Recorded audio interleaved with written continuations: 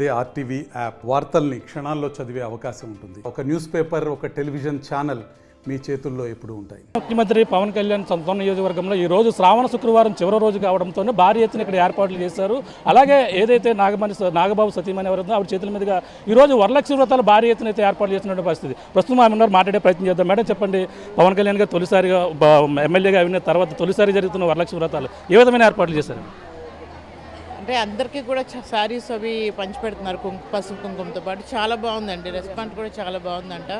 పూజా సామాగ్రి అన్నీని వర్షం వచ్చినా చాలా మంది వచ్చి అందరూ చాలా బాగా చేసుకున్నారు. చాలా బాగుంది, హ్యాపీగా ఉంది.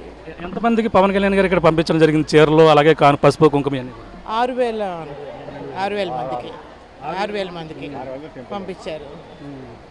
ఎలా ఉంది మేడం తొలిసారిగా మీ చేతుల మీదుగా పవన్ కళ్యాణ్ గారు ఇప్పుడు ఇక్కడ ఏర్పాటు చేసిన పరిస్థితి ఎలా ఉంది సార్ మీ ఫీలింగ్? నాకు చాలా బాగుందండి, వచ్చి అమ్మవారి దగ్గర కూర్చుని ఇలా పూజ చేయడం ఫస్ట్ టైము. చాలా హ్యాపీగా ఉందండి, చాలా బాగుంది. అయింది మేడం, పూజ అయిందా మేడం? అయింది. పాతగా పుణ్యక్షేత్రం అంటే ఎంతో చరిత్ర కలిగిన పుణ్యక్షేత్రంలో ఈ విధంగా ఇక్కడ పూజలు చేయడం ఏ విధంగా అనిపిస్తుంది? మెగా ఫ్యామిలీకి అంతా కూడా ఇక్కడ పిఠాపురం ఉండడం అంటే ఇదివరకు నేను వచ్చి 10 years బ్యాక్ వచ్చానండి, అది వేరేగా ఉంది. ఇప్పుడు ఎక్స్పీరియన్స్ చాలా బాగుంది. అక్కడ అమ్మవారి దగ్గర కూర్చుని ఇంతమంది మధ్యలో చేసుకోవడం అనేది చాలా సంతోషంగా ఉందండి. ఇంకా పిఠాపురం టెంపుల్ టూరిజం చేస్తారని ఏ విధంగా డెవలప్ చేయాలనుకుంటున్నారు మొత్తం అంతా కలిపి పవన్ కళ్యాణ్ గారు? అది నాకు ఇంకా తెలియదండి. అంటే నాకైతే ఇప్పుడు ఈవో గారు ఉన్నారు కదా, ఆవిడతో చెప్పాను ఇంకొంచెం డెవలప్ చేస్తే బాగుంటుందని. డెవలప్ చేస్తే బాగుంటుంది. మహిళ ఆడపడుచున్న స్పందన ఏ విధంగా ఉందండి మీకు ఇక్కడ? అండి బాగుందండి అంతా కూడా. కళ్యాణ్ గారి కంటే ఇష్టం లేని ఎవరు ఉంటారు? ఆడవాళ్ళకైతే చాలా ఎక్కువ ఉంటుంది. చాలా బాగుంది. Okay madam, thank you.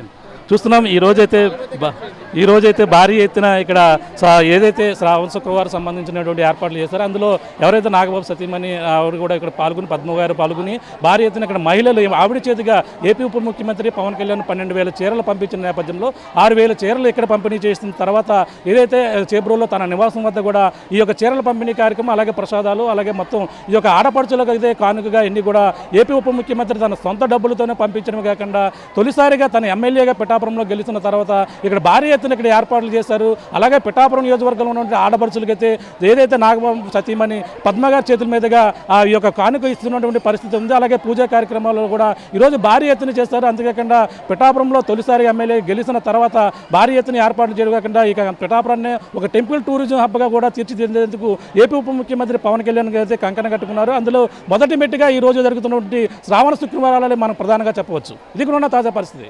మరిన్ని వీడియోస్ కోసం ఛానల్ ని సబ్స్క్రైబ్ చేయండి, లేటెస్ట్ అప్డేట్స్ కోసం వాట్సాప్ ఛానల్ ని ఫాలో చేయండి, అండ్ లింక్ డిస్క్రిప్షన్ లో ఉంది.